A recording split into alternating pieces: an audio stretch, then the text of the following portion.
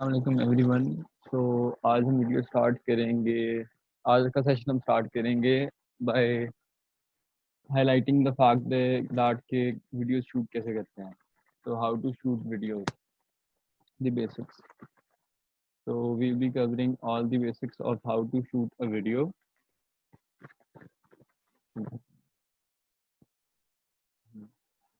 So we have the essentials for video shooting, that is aperture, ISO, shutter, 180-degree rule, framing, resolution, camera sensors, mirrorless versus DSLR, IBIS versus VR lens, and shooting stabilization versus software destabilization, manual focus, and autofocus.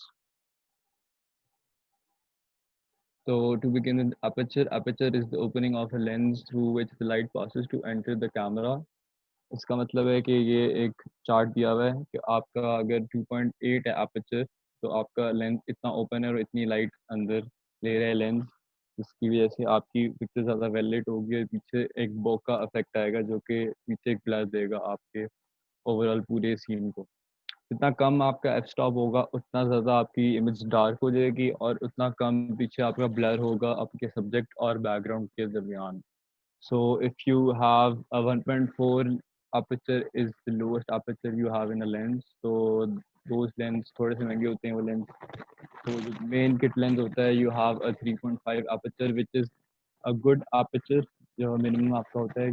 So I recommend that you shoot in the manual mode of a camera क्योंकि आप सारी individuals वहाँ से change कर सकते हैं when you are shooting on the manual mode instead of auto mode on your DSLR or even your phone camera. उसके बाद we have ISO. ISO is the image sensitivity. उसका मतलब है कि आपका आर्टिफिशियली लाइट करता है ISO आपकी पूरी इमेज को. तो इफ़ यू हैव 100 कुछ DSLRs का और कैमरास का 50 तक भी जाता है ISO, लेकिन यूजुअली जो स्टैंडर्ड होता है वो 100 होता है. 100 से आपका थ्रेशोल्ड स्टार्ट होता है and it goes up to I guess 12,800 कुछ कैमरास में. तो ISO आपका आर्टिफिशियली लाइट करता है पूरे सीन को, मतलब आपके सीन में इतनी लाइट नहीं है, आप ISO क्रैंक अप करते हैं और आपकी सीन में ज़्यादा लाइट आती है. बट अगर आप ISO बहुत ज़्यादा कर दें अपना हाई, तो आपकी इमेज में ग्रेन आना शुरू हो जाता है. That is very unprofessional. और कुछ कैमरास हैं जैसे Sony A7 III, they are known for better low light performance. अगर आपका उस तरह का बहुत एक हाई एंड कैमरा है तो you can do that, but main standard cameras में if you crank the ISO way up, it looks very grainy and fake के पता चलता है कि आर्टिफिशियली लिट हुई हुई पिक्चर आपकी. तो I usually keep my ISO maximum to around 3200 and 4000. उससे ऊपर मेरी पिक्चर में ग्रेन आना शुरू हो जाता है मेरी वीडियो में. तो I recommend that using ISO above 400, 4,000 or 5,000 shouldn't be good. उसके बाद we have shutter speed. Shutter speed is the length of time when the film or digital sensor inside the camera is exposed to light. मतलब आपकी shutter speed अगर कम होगी तो आपका camera एक कम time लेगा पिक्चर कैप्चर करने में. इंस्टेड आपकी शटर स्पीड अगर 6 सेकंड्स पे सेट हुई होगी, आपका कैमरा ज़्यादा टाइम लेगा उसको कैप्चर करने में और एज अ रिजल्ट आपको ब्लर नजर आएगा. इस पिक्चर में आपको ब्लर नहीं नजर आ रहा. आपकी शटर स्पीड जितनी ज़्यादा होगी उतना आपको moving objects you can catch them. For instance अगर आप किसी हॉकी स्टेडियम में हैं और you want to capture one of the hockey players running, तो अदर्स आपको वैसे जो नज़र आता है वो आपकी उसकी टांगें, उसकी ब्लर मोशन ब्लर होगा क्योंकि वो भाग रहा होगा. बट इफ़ अगर आपका कैमरा से अगर आप कैप्चर करें अपना शटर हाई करके, तो वो ब्लर नहीं होगा बिल्कुल. एक आएगा स्टैग्नेंट पिक्चर आएगी बिल्कुल. उसका हर उसका शू, उसकी हर हॉकी स्टिक, उसकी बॉल फोकस में आएगी. So as a result you need to change the shutter speed according to your preferences. अगर आपकी शटर स्पीड बहुत लो होगी तो आपको ब्लर नज़र आएगा पूरी इमेज में. फॉर इंस्टेंस अगर आप एक वाटरफॉल कैप्चर कर रहे हैं और आपको ब्लर चाहिए, एक वेवी ड्रीमी से वाटरफॉल चाहिए, तो जैसे ये पानी है, ये वेव्स हैं, ये वेव्स हिल रही हैं कॉन्स्टेंटली ऑब्वियसली. तो अगर आप शटर स्पीड अपनी ज़्यादा लो कर देंगे तो उससे लाइट ज़्यादा एक्सपोज होगी और आपको ISO अपना थोड़ा कम करना पड़ेगा. दीज ऑल सेटिंग्स एक साथ प्ले में आती हैं। अगर आप एक को ज़्यादा करेंगे दूसरी कम करनी पड़ेगी ताकि इमेज आपकी ज़्यादा ओवर एक्सपोज ना हो जाए या अंडर एक्सपोज ना हो जाए।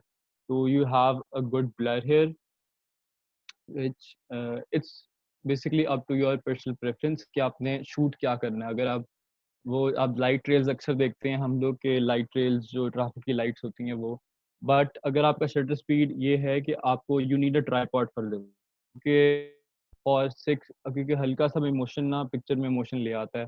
हल्का सा भी आपकी अगर आप हैंडल शूट करेंगे उसको, if for instance you are on a 5 second shutter speed, अगर आप हैंडल शूट करेंगे तो आप 5 सेकंड बिल्कुल यू आर नॉट स्टैचू, आप बिल्कुल स्टेगनेंट नहीं खड़े रह सकते, तो हल्का सा उसमें मोशन आ जाएगा। तो you need a tripod for this.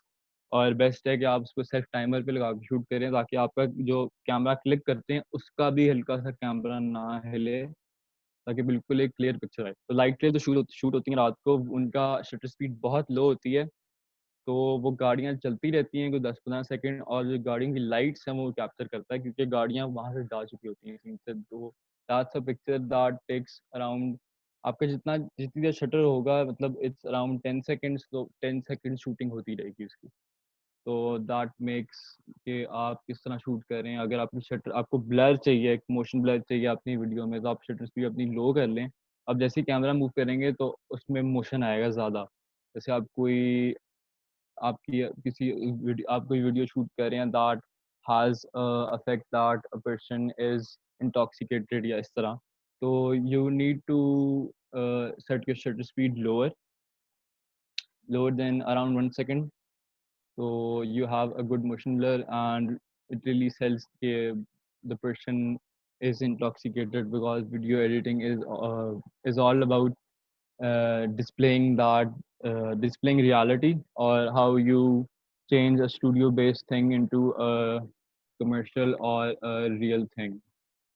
उसके बाद we have the 180 degree rule, जो कि बहुत इंपॉर्टेंट होता है when it comes to video shooting. As a rule of thumb, जो आपका शटर स्पीड होती है basically that needs to be double than the frame rate. Frame rate होता है कि पिक्चर असल में जो वीडियो होती है that is a blend of images. जो आप वीडियो देखते हैं वो एक ब्लेंड ऑफ इमेजेस होती है, और एक नॉर्मल जो सिनेमैटिक होती है वीडियो जो हम देख सकते हैं, जो एक नॉर्मल होती है वो होती है 24 फ्रेम्स पर सेकंड के। 24 पिक्चर्स हैं एक फ्रेम में और वो इसकी वीडियो बनती है, तो वी डोंट रियलाइज क्या कि इंडिविजुअल फ्रेम इतना स्लो नहीं गुजरता, तेज़ी से गुजरता है कि हमें पता ही नहीं चलता कि ये वीडियो है कि पिक्चर है, तो हमें वीडियो लगती है वो। तो असल में it's a video is a blend of pictures. So if your camera is doing 24 frames, it means that your camera is shooting 24 pictures at 1 second. तो you don't realize कि आपका कैमरा कितनी तेज़ी से शूट कर रहा है। तो आपका जो शटर स्पीड होती है, मैंने जैसे बताया, वो मोशन ब्लर करती है आपका। तो आपकी अगर आपका 24 पे शूट कर रहे हैं तो आपका DSLR पे जो होती है 1/50th होती है, 1/40th नहीं होती है इसमें ऑप्शन। आइडली होती है कि आप इसको डबल करें। अगर आप 30 पे शूट करें तो 1/60th हो जाएगी। अगर आप 120 फ्रेम्स पे शूट कर रहे हैं तो आपकी शटर स्पीड 240 हो जाएगी, डबल होनी चाहिए। और इससे ये होगा कि अगर आपकी शॉट में मोशन है, for example if you have cricket match going on, तो आपका जो बॉलर है अगर वो बॉल फेंकता है तो उसमें आपको जो ब्लर नज़र आता है इन रियलिटी, वो आपका रेप्लिकेट होगा असल आपके कैमरा में। अगर आपकी शटर स्पीड बहुत तेज़ होगी तो बिल्कुल वो उसमें मोशन ब्लर नहीं आएगा, जो थोड़ा सा आर्टिफिशियल लगेगा। तो अगर आपकी शर्ट फीस बहुत लो होगी तो उस बॉलर का हैंड बहुत ज़्यादा एक्सेसिवली ब्लर हो जाएगा, जो कि हमें नहीं चाहिए। तो एज ए सेड कि it's all about replicating reality. तो बेस्ट यही है कि आप अपनी फ्रेम रेट से डबल शटर स्पीड रखें। तो जो होती है 24 वो होती है नॉर्मल, जो हमें नज़र आती है वीडियो, जो ना तेज़ हुई होती है ना वो ज़्यादा स्लो हुई होती है। तेज़ का तो इतना मसला नहीं होता, लेकिन स्लो करने का मसला होता है। फॉर एग्जांपल अगर आप 24 पे शूट कर रहे हैं, if you want it to go into slow mo, तो you need to shoot at a higher frame rate, क्योंकि जैसे ही आप वीडियो को स्लो करेंगे वो इंडिविजुअल फ्रेम्स ज़्यादा विजिबल होना शुरू हो जाएंगे। अगर आप 24 फ्रेम्स की वीडियो को बहुत ज़्यादा स्लो कर देंगे, फॉर इंस्टेंस 20% स्लो कर देंगे, तो आपको इंडिविजुअल फ्रेम्स नज़र आना शुरू हो जाएँगे, जैसे वीडियो लैग हो रही है ऐसे, क्योंकि वो इतनी स्लो हो चुकी है। तो इसका हल ये है कि आप हायर फ्रेम रेट पे शूट करें, फॉर एग्ज़ाम्पल 60 पे या 120 पे, ताकि आप वीडियो जब स्लो करें तो वो 24 से ऊपर ही रहे या 24 से नीचे ना आ जाए, ताकि आपका वो जो ब्लर है और आपका जो मोशन है वो एक रियलिटी बेस्ड और एक अच्छा स्मूथ लगे और एक जिडर ना लगे आपकी पूरी वीडियो में। उसके बाद we have the framing the framing for a video is, as I said, is 24 frames per second। तो आपकी सिनेमैटिक फील आती है, इसमें मोशन ब्लर आपका आता है, इसमें आपका जो आप नॉर्मल शूट करते हैं जो आपको नज़र आता है इट रियली रेप्लिकेट्स दैट। तो हायर फ्रेम रेट के यही है कि आपको हायर फ्रेम रेट के लिए आपको ज़्यादा एक्सपेंसिव गेज चाहिए, लेकिन अब ये है कि हमारे पास सबका स्मार्टफोन्स हैं। For iPhone you go into settings, then you go into camera, setting से कैमरा में जाना, उसके बाद you have option to shoot in 1080 और साथ फ्रेम रेट लिखा होता है आगे क्या है, और आपको स्लोमो में 120 और इवन 240 फ्रेम्स की भी ऑप्शन होती है आईफोन में। फॉर एंड्रॉयड फोन्स आप कैमरा की आप खोलते हैं और उसमें you have settings option on the left और राइट कॉर्नर, और वहाँ से you can change the framing speed of your video. तो दैट रियली हेल्प्स कि अगर आप कैमरा में अगर आप फ़ोन पे शूट कर रहे हैं तो आप एक काफ़ी हायर फ्रेम रेट पे शूट कर सकते हैं। उसके बाद वी हैव द रेज़ोल्यूशन।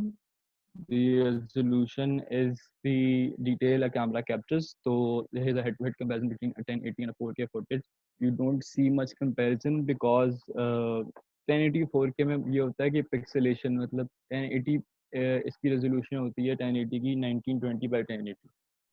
तो we have 10 1920 pixels in the ऊपर और वी हैव 1080 हियर। आप यूट्यूब पे देख रहे हैं ये थोड़ी क्रॉप हुई हुई है पिक्चर। और 4K में होता है वी हैव 2160 बाई 1080। तो आपके पास 2160 यहाँ पे पिक्सल होते हैं जो कि ज़्यादा हैं। तो आपको पिक्सलेशन मतलब इतने छोटे पिक्सल होते हैं लेकिन ये डिटेल ज़्यादा रिप्लिकेट करते हैं आपकी वीडियो में। तो it's better you shoot on 4K if you have a 4K camera और your phone shoots 4K, but 1080 is really good size, क्योंकि इंडस्ट्री स्टैंडर्ड है 1080 is a really good size, is a really good resolution to shoot on, और काफ़ी NEET एक आपके पास आती है video. Because अभी तक 4K पे काम हो रहा है। We have also 8K, 6K, 8K and even 12K cameras, but those are cinema cameras, और उनके लिए you need a high end PC to edit as well, because वो फुटेज बहुत हेवी हो जाती है फिर। And you need multiple SD cards and heavy SSDs and hard drives जो आप उन पे स्टोर कर सकें, बिकॉज़ वो डाटा बहुत ज़्यादा हेवी होता है। तो it's better you even shoot on a 720, that's well enough. And 1080, I've been shooting on 1080, I've never shot on 4K, तो मतलब it's good, it works for me। उसके बाद we have camera sensors। Camera sensors में we have a full frame camera and a crop sensor APS-C camera. Full frame cameras थोड़े से महंगे होते हैं, क्रॉप सेंसर थोड़ा सा सस्ता होता है। फुल फ्रेम कैमरा में यू हैव जो आपको जितना लेंस लगाएंगे 50 mm का, तो आपको 50 mm ही नज़र आएगा, आपका फील्ड ऑफ व्यू थोड़ा वाइड होगा। लेकिन आप APS-C में अगर लगाएंगे तो आपको 1.5 से मल्टीप्लाई हो जाएगा क्रॉप फैक्टर, तो आपको वो जूम मिल जाएगा हल्का सा। अगर आप 50 mm पे लगाएंगे, क्रॉप सेंसर पे 50 mm लगाएंगे तो आपको तकरीबन 75 mm की फोकल लेंथ मिलेगी, तो थोड़ा सा जूम हो जाएगा आपका। For instance full frame camera is Sony A73 for example, and crop sensor camera is Sony का जो मिररलेस होते हैं, सोनी के मिररलेस सीरीज़ जो होती हैं, ए सीरीज़, A6400, A6000 सीरीज़ जो हैं सारी, A61, A62, 63, ये सारी आपकी क्रॉप सेंसर्स हैं। इनमें ज़ाहिर सी बात है प्राइस का डिफरेंस होगा, क्योंकि फुल फ्रेम में आपको ज़्यादा फील्ड ऑफ व्यू मिलता है और ज़्यादा एक अच्छी मोशन ब्लर, एक अच्छा आपका फील्ड ऑफ व्यू होता है और एक अच्छी डिटेल होती है इमेज की। क्रॉप सेंसर में थोड़ा सा वो क्रॉपिंग कर देता है, तो इतना आपका जो होती है साइड पे थोड़ी सी कभी कभी विनियटिंग हो सकती है, जो आपको कभी कभी अच्छी नहीं लगेगी, जिस बॉर्डर्स ब्लैक हो जाएंगे लो लाइट में, अक्सर इस तरह होता है। बिसाइड्स दैट ये दोनों अच्छे सेंसर्स हैं, दोनों अच्छे हैं। इनमें फ़ायदा ये है क्रॉप सेंसर का कि अगर आपके पास आप लेट्स से लेंस जो है एक 35 mm is cheaper when it compared to 50 mm. So you buy a 35 mm and you have a focal length of 50 mm. So you have another advantage of using crop sensor when compared to a full frame camera. उसके बाद you have mirrorless versus DSLR. The main difference यहाँ पे T नहीं है. The main difference between the two is that DSLR उसमें एक DSLR में असल में ज़्यादा कंपोनेंट्स होते हैं. मेरे पास DSLR है असल में, ज़्यादा हैवी होता है DSLR में जैसे आप अगर उसका लेंस खोलेंगे या तो एक मिरर नज़र आएगा या आपको मिररलेस कैमरा में नज़र नहीं आएगा, आपको मिरर नज़र आएगा जो कि थोड़ा टिल्टेड होगा। जैसे ही आपका लेंस पे लगाते हैं तो लाइट उसके अंदर जाती है और वो बाउंस करके आपको व्यू फाइंडर में नज़र आती है। व्यू फाइंडर वो चीज़ होती है जो छोटा सा हम अंदर देख के उसमें देख के पिक्चर खींचते हैं, वो होती है व्यू फाइंडर। तो मिररलेस में आपको डायरेक्ट जो होती है लाइट वो ट्रांसफ़र होती है आपके व्यू फाइंडर में, तो आपके पास एक पूरा एक पोर्शन कम होता है मिरर का, तो उससे आपके कंपोनेंट्स कम होते हैं, आपकी ओवरहीटिंग का इशू कम होता है थोड़ा और आपका लाइट वेट हो जाता है गियर। तो mirrorless cameras are better known for videos compare to DSLR क्योंकि ये थोड़े हैवी होते हैं। बट जैसे कैनन का 1DX है, that is a really good camera. तो it's all about your preference और आप किस ब्रांड को प्रेफर करते हैं। But I'll go with the mirrorless camera if when it comes to shooting videos. उसके बाद we have stable footage. Footage का बहुत इशू होता है कि हम फुटेज किस तरह स्टेबल शूट करें। तो we have IBIS and rear lens for this.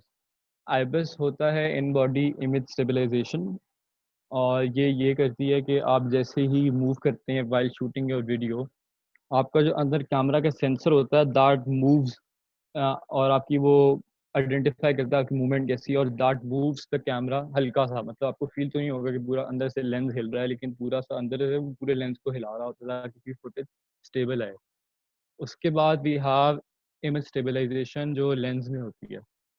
अगर आपके पास इन बॉडी स्टेबलाइजेशन हर कैमरा में नहीं होती, ज़्यादातर फ़ोन के कैमराज में होती है, लेकिन when you come to professional cameras तो आपके थोड़े हायर एंड कैमराज में होती है, जैसे Sony A7 III, Canon R5, Canon R6 series में इनमें होती है आईबिस। आईबिस जो इन बॉडी स्टेबलाइजेशन होती है। उसके बाद वीआर लेंस जो है वो कोई भी खरीद सकता है मार्केट से, जो स्टेबलाइज्ड लेंस होता है। आप उसकी उस पर क्लिक करने की ऑप्शन होती है स्टेबलाइजेशन ऑन करने की बाहरी लेंस पे। अगर आप उसको ऑन कर दें तो वो लेंस खुद ही स्टेबल करता है फुटेज को जब आप उसको कैप्चर करते हैं। सो अगर आपके पास आईबिस है और आपके पास इमेज स्टेबलाइजेशन है एक ही कैमरा पे, if if you have a stable lens, मतलब वो ऑप्टिकली स्टेबलाइज्ड लेंस है on a camera body. Body असल में आईबिस होती है, बॉडी जो होती है वो उसके अंदर सेंसर होता है जो स्टेबल रखता है, तो हर बॉडी में नहीं होता, कैमरा की बॉडी पे डिपेंड करता है। तो अगर आप किसी दोनों का ब्लेंड है तो यू कैन इवन लाइक आप वॉक भी करेंगे तो आपकी फुटेज इतनी स्टेबल आएगी कि आपको पता भी नहीं चलेगा कि आप वॉक कर रहे थे। अगर बस ये ब्लेंड है, अगर आपको इसके नहीं है ब्लेंड तो you can always use software based image stabilization जो कि हम आगे सीखेंगे। Shooting stabilization versus software based stabilization. Gimbal से हम ये गिम्बल एक डिवाइस होती है, अगर आपके पास ना ही वो है स्टेबलाइज बॉडी भी नहीं है, लेंस भी नहीं है, दोनों चीज़ें नहीं है, आप गिम्बल ले सकते हैं। गिम्बल थोड़ा सा महंगा होता है, ये मसला है। तो आप गिम्बल ये करता है कि गिम्बल पे आप अपना माउंट करते हैं कैमरा, इट्स लाइक छोटा सा ट्राईपॉड, और अब जैसे ही कैमरा को हिलाते हैं इट्स इलेक्ट्रॉनिक, तो वो कैमरा को स्टेबल रखता है। इवन इफ यू वॉक तो वो लगेगा जैसे आपने किसी स्टेबलाइज्ड आपको फुटेज मिलेगी कि आपने एक स्टेबल चीज़ पे फुटेज शूट की हुई है।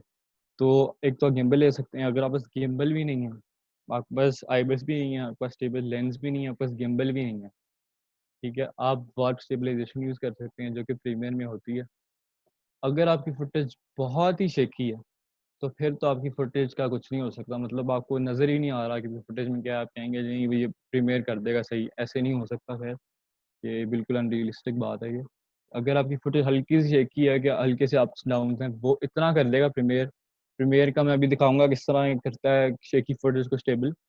और इतना ज़्यादा मैं उसको खुद ही नहीं यूज़ करता, क्योंकि हल्की सी वो फील आती है कि स्टेबल हुई हुई है, जो कि अच्छा लुक नहीं आती, कि फेक थोड़ी सी लगती है।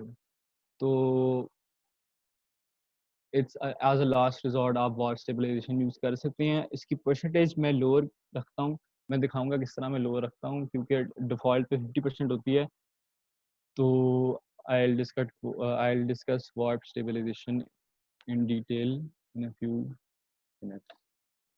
Manual focus versus auto focus, इन दोनों में ये फ़र्क होता है कि ऑटो फोकस वीडियो में आप जब शूट करते हैं, I recommend you don't shoot on auto focus, because बहुत ज़्यादा ऑटो फोकस आपके पास नहीं होता, बहुत अच्छे कैमराज नहीं हैं आपके पास ऑटो फोकस के इन द मार्केट, मतलब हैं भी, लेकिन आप अगर बहुत फास्ट पेस वीडियो शूट कर रहे हैं, if you are shooting a commercial, आप एक एक जगह से दूसरी जगह पैन कर रहे हैं कैमरा को, और जल्दी से यू नीड इंस्टेंट फोकसिंग, तो it's recommended that you use manual focus. Manual focus में जो लेंस के आगे रिंग होती है, आप उसको हिलाएंगे तो you can adjust the focus, कि आप अब भी सब्जेक्ट आपका फोकस में है।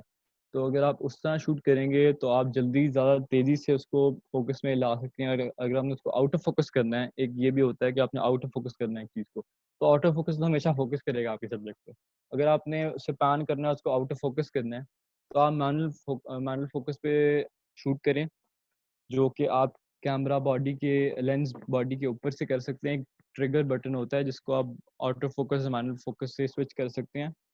तो आई recommend shooting on a manual focus mode, because I have been shooting on manual focus the entire time of creating videos. तो I recommend that, because auto focus कभी कभी होता है कि आप एक सिनेमाटिक फिल्म शूट कर रहे हैं, आपको एक सीन नज़र आया है कि एक बहुत अच्छा व्यू है, कोई बर्ड उड़ रहा है, कोई एक अच्छी आपको मीनार नज़र आया है बादशाही मस्जिद का, फॉर इंस्टेंस, आपने जल्दी से फोकस करना है अपने गाड़ी की सिस्टम से, तो ऑटो फोकस आपको 1-2 सेकंड ले जाएगा, आपकी गाड़ी क्या पता वहाँ से गुजर जाएगा, एंड यू कर्स योरसेल्फ कि यार ये मैंने क्यों किया, ये मैंने। तो आप मैनुअल फोकस पे रखें, आप जल्दी से उसको फोकस कर सकते हैं जितनी भी तेज़ी से आप कर सकते हैं, जितना आपका हाथ सेट है ऑब्वियसली उस पे अपने गियर पे। तो आई रिकमेंड दैट। उसके बाद लेट्स जंप इनटू प्रीमियर अब। तो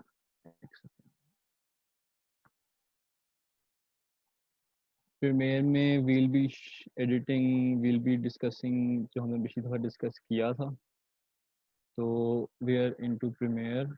और जैसे पिछले सेशन में आपने वो जो कमर्शियल एडिट किया था, मैं भी उसी पे ही काम करूँगा। और सबसे पहले हम बात करेंगे वार्प स्टेबलाइजेशन पे। ये जैसे फुटेज है, मैंने मैनुअल फोकस पे शूट की हुई है, मैं कैमरा को पहले यहाँ पे लेके आया था, इस जगह पे, ठीक है, यहाँ पे मैंने फोकस कर लिया था इस पे, ट्रिंगल्स पे, और मैं फिर कैमरा को जब मैं दूर लेके जाता हूँ तो खुद बहुत ही आउट ऑफ फोकस हो जाता है, क्योंकि वो इस लेंथ पे फोकस पे आएगा। ये ऑटो फोकस है ही नहीं, ये सिर्फ मैनुअल फोकस है। एक फोकल लेंथ मैंने सेट कर दी है, और वो उसी पे ही रिंग जो है वो वहाँ पे आके जब मैं पैन करूँगा कैमरा आगे, तो बहुत ही फोकस में हो जाएगा। एक अच्छी टेक्निक है अगर आप थोड़ा सा ड्रामेटिक इफेक्ट देना चाहते हैं और you want your products to stand out, तो यूज़ दिस, कि आप एकदम से कैमरा करीब लेके जाएं तो फोकस में आ जाए, क्योंकि अक्सर होता है आप कैमरा बहुत करीब ले जाते हैं और वो बहुत करीब से फोकस ऑब्वियसली नहीं होता किसी भी चीज़ पे। तो आप मैनुअली फोकस कर लें और पीछे लेके जाएं उसको, और फिर आगे लेके जाएं। यहाँ पे मेरा एपर्चर एपर्चर होता है बेसिकली, मुझे ब्लर दे रहा है पीछे से, ये जो पीछे है ये सारा ब्लर है। तो एपर्चर मेरा यहाँ पे मोस्ट प्रोबेबली था 1.8, क्योंकि मैं हल्का सा पीछे आता हूँ उतना ब्लर है। अगर मेरा अपर्चर थोड़ा होता लाइक 3.5, तो यहाँ पे इतना ब्लर ना आ रहा होता, क्योंकि जितना मैं करीब आता हूँ उतना ब्लर, उससे पता चलता है आपका एफ स्टॉप बहुत लो था।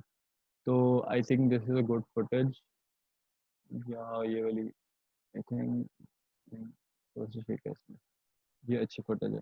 तो मैं यहाँ से इस फुटेज को ड्रा करता हूँ प्रीमियर में। टाइमलाइन, ये मेरी टाइमलाइन आ गई। अब मैं अगर प्लस हिट करता हूँ अपने कीबोर्ड पे तो जूम हो जाएगा, माइनस करूँगा तो जूम आउट हो जाएगा। तो मुझे ये वाली शॉट तो ऑब्वियसली नहीं चाहिए कि ये इतना स्लो पैन हो रहा है और इसमें थोड़ा सा शेक भी है, जैसे हैंडल शूट है ये। मुझे ये यहाँ पे चाहिए शॉट। तो स्पीड रैम्पिंग फिर से करेंगे। एक सेकंड, थोड़ा सा ये इफेक्ट्स, एफ एक्स का मतलब होता है इफेक्ट्स, यहाँ पे भी है। तो अगर मैं इसको राइट क्लिक करूँ, टाइम री मैपिंग, speed, फिर I hit P for pilot on my keyboard. ठीक है, I have this pointer और पॉइंटर आपका ये स्पीड है, अब ये स्पीड है, ये स्पीड नज़र आ रही है आपको। अब इस पे नीचे से मुझे यहाँ पे चाहिए जी, यहाँ पे ये फोकस में है, थोड़ा सा पीछे चला जाता हूँ, सेम कुछ यहाँ पे मुझे चाहिए। यहाँ पे मैंने एक पी पॉइंट बना दिया, पी फॉर पॉइंट होता है इसमें।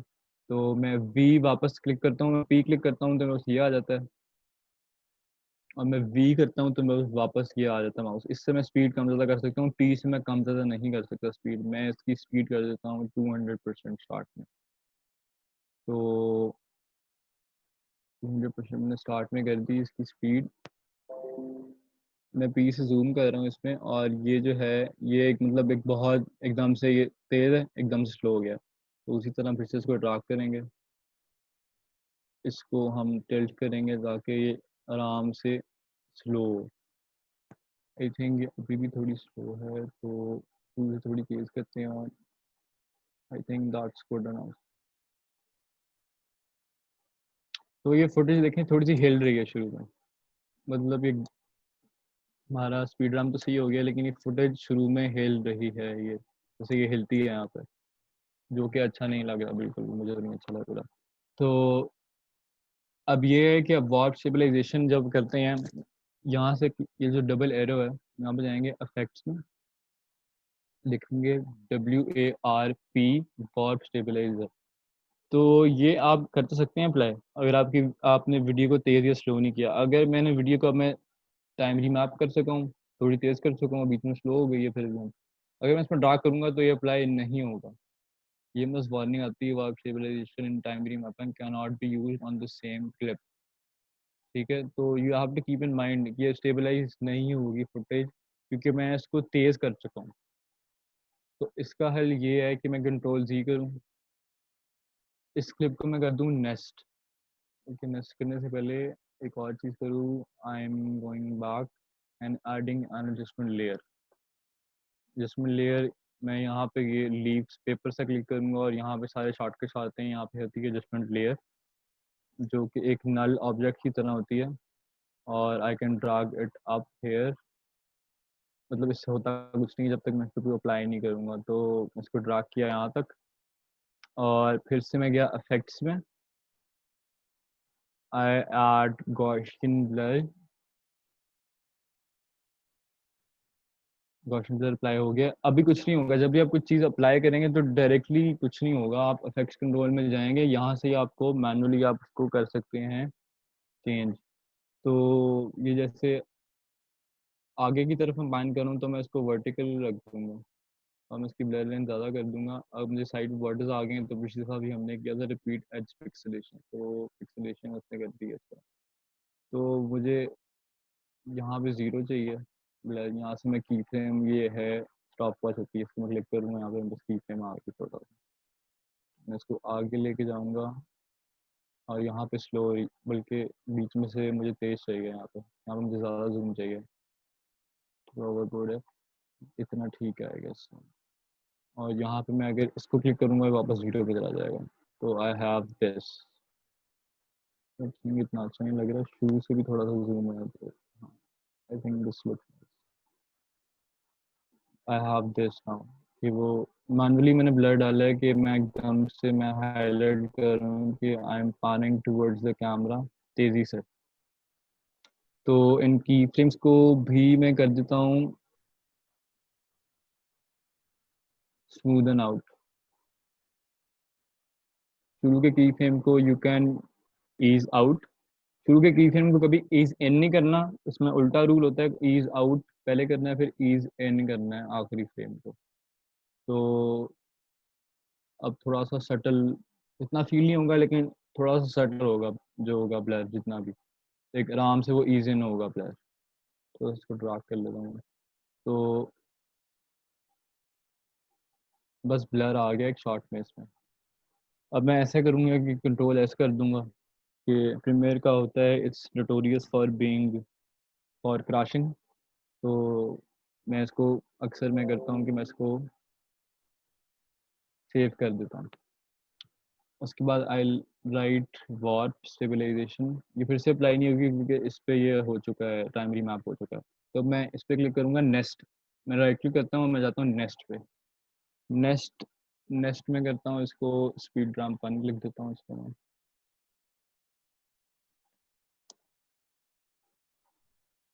अब ये क्लिप सारा ग्रीन हो गया और इस पे मुझे वो भी नहीं नज़र आ रही जो मैं स्पीड ड्राम में की है, क्योंकि नेस्ट का मतलब होता है कि क्लिप जो है आपका it's a clean slate.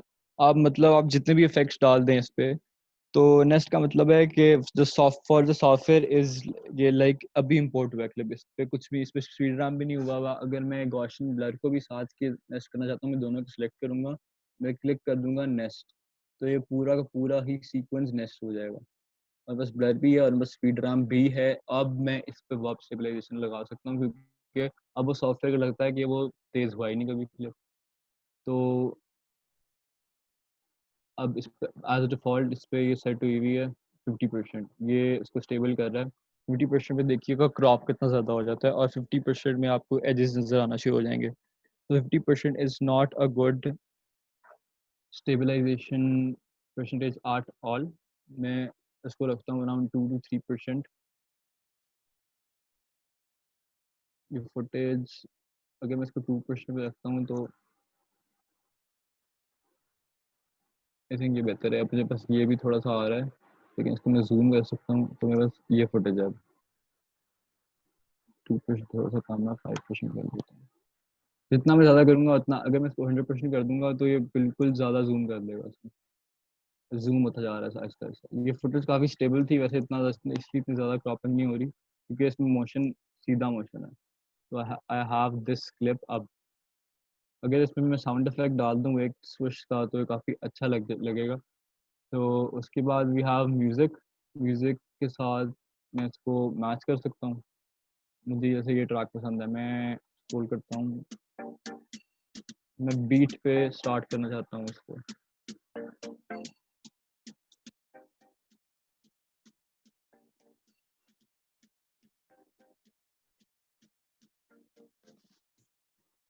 Beat यहाँ पे है गाइस,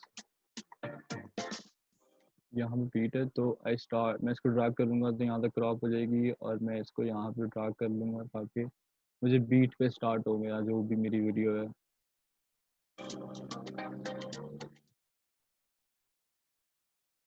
उसके बाद मैं एक रैंडम एक कोहेरेंट एडिट बनाने की कोशिश करता हूँ। उसके बाद जैसे अब मेरे पास ये है प्रिंकल्स की शॉट है, उसके बाद मेरे पास ओपनिंग शॉट है। ओपनिंग शॉट मुझे जैसे ये वाली चाहिए, मुझे ये वाली अच्छी लग रही है शॉट फॉर एग्जांपल। यहाँ से मैं इसको क्रॉप करता हूँ और यहाँ तक इसको लेके जाता हूँ। इसको यहाँ से ब्रैकेट्स को मैंने बताया था कि इससे इन और इससे आउट होता है। बस वीडियो ही इतनी क्रॉप आएगी, मुझे टाइमलाइन पे क्रॉप करने की ज़रूरत नहीं है वीडियो। अब इन दोनों क्लिप्स के बीच में मैं लगाऊंगा एक जूम इफेक्ट। ये मेरा इसमें जूम हो प्रिंगल के अंदर और यहाँ से जूम आउट हो एकदम से। तो to do this we need adjustment layer. फिर से एडजस्टमेंट लेयर बल्कि हमारे पास है, इन दोनों के बीच में इसको ड्रा कर दूंगा एडजस्टमेंट लेयर को। और I want the zoom to start from here और ऑल द वे यहाँ से वो जूम आउट हो सारी क्लिप। इसको भी स्पीड रैम कर देना चाहिए इस क्लिप को, क्योंकि ये बहुत स्लोली ओपन हो रहा है।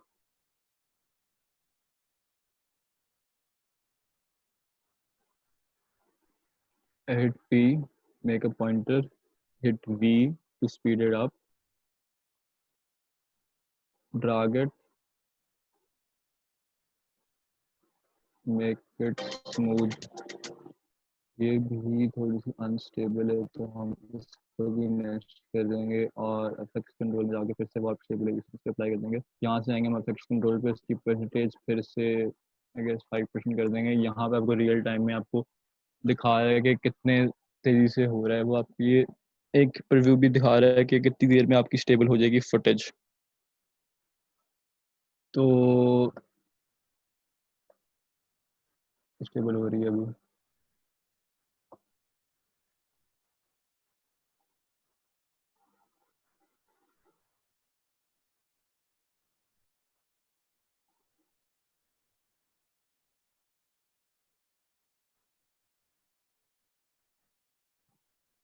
अब मैं इन दोनों के बीच में लगाऊंगा एक ट्रांसफॉर्म इफेक्ट। देखिए जैसे शेक आ रहा है, ये बिल्कुल फेक लग रहा है बहुत ज़्यादा। तो मैं इसको आई गेस 2% कर देता हूँ, होपिंग कि शेक ये ना आए। ये शेक फिर भी आ रहा है। तो यहाँ पे हम फुटेज को कर देंगे थोड़ा सा, यहाँ पे शेक खत्म होता है ये, तो फुटेज को हम कहेंगे यहाँ यहाँ तक ही जूम आउट हो, ताकि हम शेक को कॉम्पनसेट कर सकें बीच में। मैं इफेक्ट्स कंट्रोल में जाता हूँ और I search for transform effect. Transform में इस पर क्लिक करता हूँ, ये डिस्टॉर्ट के अंदर नीचे होगा। ट्रांसफॉर्म में इस पर डिस्प्ले पे क्लिक किया, मेरे पास ट्रांसफॉर्म सेटिंग्स आ गई हैं यहाँ पर। ये सारी सेटिंग्स हैं ट्रांसफॉर्म इफेक्ट की। तो यहाँ से मैं स्केल, फिर से की फ्रेम क्लिक करता हूँ स्केल का। मैं यहाँ पे जाता हूँ और मैं यहाँ पे मुझे चाहिए जूम ऑफ फुल स्केल। अगर मुझे इसको बीच में उनको जूम करना है तो मैं इसकी पोजीशन भी स्केल कर सकता हूँ। पोजीशन पे करता हूँ क्लिक और मैं यहाँ पे जाता हूँ, तो मुझे यहाँ पे पोजीशन में सेलेक्ट कर सकता हूँ कि ये बिल्कुल प्रिंगल्स के ऊपर जाके जूम हो। तो वो एकदम से जूम हो रहा है प्रिंगल्स के ऊपर। और यहाँ पे जैसे इसकी पोजीशन वापस कर सकता हूँ, यहाँ से ये जूम आउट हो।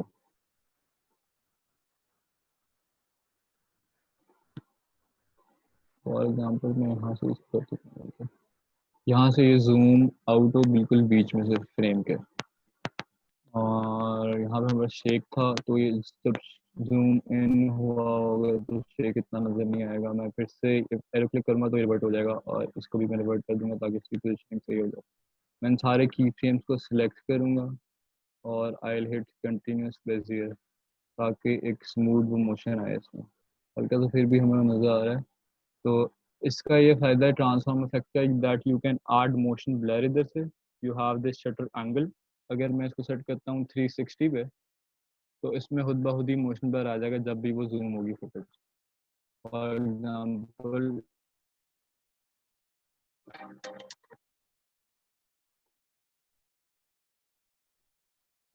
एक मोशन ब्लर सा आता है जब फुटेज को जूम होती है।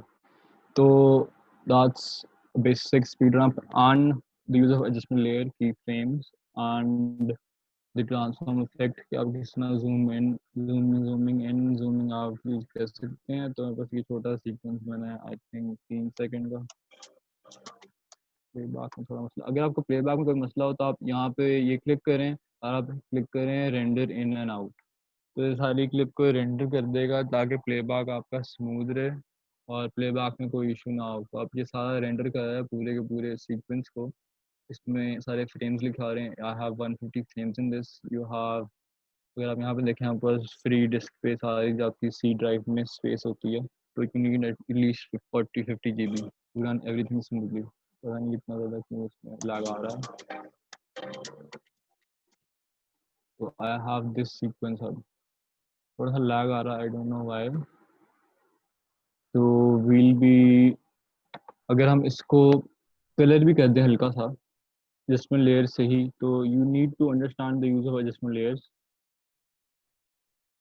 50 फ्रेम्स मैंने शूट की थी और उसकी रेशो एडजस्टमेंट लेयर आपकी उसी रेशो पे आती है जिसकी आपकी वीडियो शूट हुई होती है।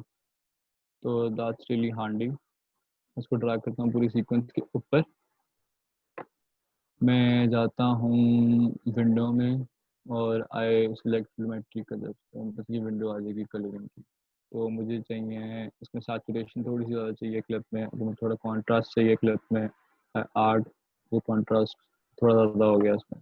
थोड़ी सी ब्राइटनेस कम चाहिए, ब्लू ज़्यादा चाहिए, और मुझे थोड़ा सा शैडोज चाहिए। हाईलाइट थोड़ी सी हल्की की और सैचुरेशन में थोड़ी ज़्यादा चाहिए।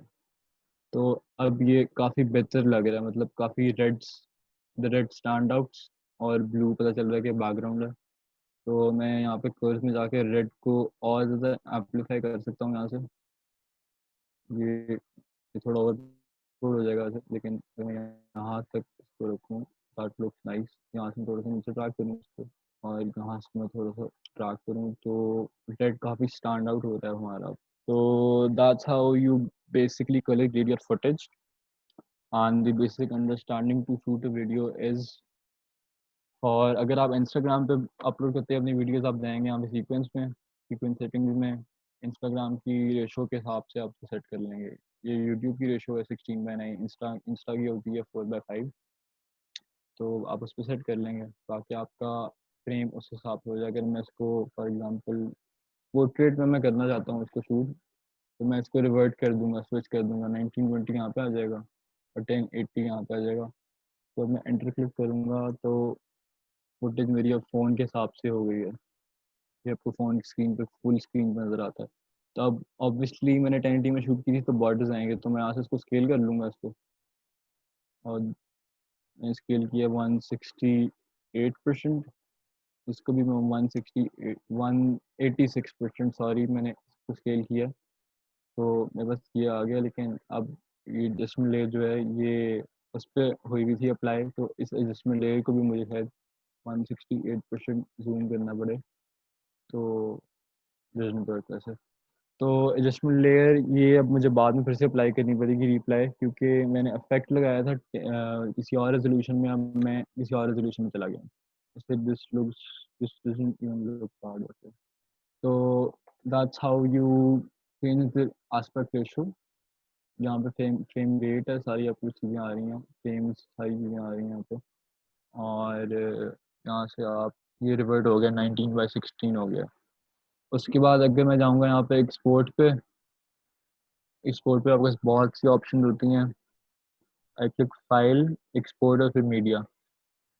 यहाँ पे मेरे पास ऑप्शन हैं। 8.264 इज़ द आइडियल, ये होता है सबसे, it's the ideal size because सबसे सबसे छोटा साइज होता है फाइल का, और आपका वो बड़ा होता है, इसमें आपकी क्वालिटी कॉम्प्रोमाइज़ नहीं होती इस साइज़ में, इन शॉर्टर साइज़। तो हाई क्वालिटी में 4K पे एक्सपोर्ट नहीं करूँगा, क्योंकि 4K में वीडियो शूट नहीं होगी, क्योंकि वो 4K के हिसाब से फिर फ्रेमिंग हो जाएगी। अगर आप, मैं वीवियो पे पोस्ट करना चाहता हूँ, मेरे पास उसकी प्रीसेट्स हैं, मैं यूट्यूब पे पोस्ट करना चाहता हूँ, मेरे पास उसके प्रीसेट हैं। अगर आप 8K में करना चाहते हैं वीडियो, तो आप यहाँ से मैनुअली उसका चेंज कर सकते हैं, उसकी विड्थ और हाइट। अगर 8K यहाँ पे प्रीसेट नहीं होता, तो अगर आपने 8K में शूट किया, आप 8K में इसको एक्सपोर्ट करना चाहते हैं, तो आप यू नीड टू अप्लाई कि 8K रेजोल्यूशन यहाँ पे जो भी होगी। तो that's pretty much it for today. तो I will be viewing your questions अब।